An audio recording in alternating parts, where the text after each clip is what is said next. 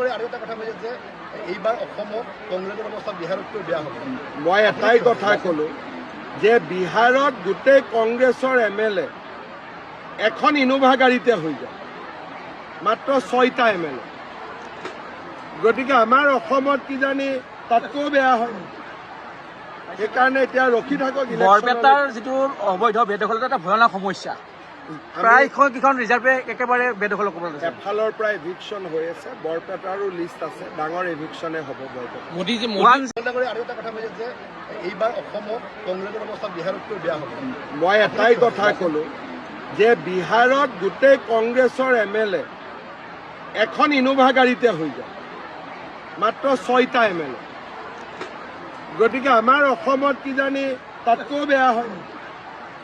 সেইকাৰণে এতিয়া ৰখি থাকক। বৰপেটাৰ যিটো অবৈধ বেদখল এটা ভয়ানক সমস্যা, প্ৰায় কেইখন ৰিজাৰ্ভে একেবাৰে বেদখল কৰিব লৈছে। এফালৰ পৰা এভিকশ্যন হৈ আছে, বৰপেটাৰো লিষ্ট আছে, ডাঙৰ এভিকশ্যনে হ'ব বৰপেটা।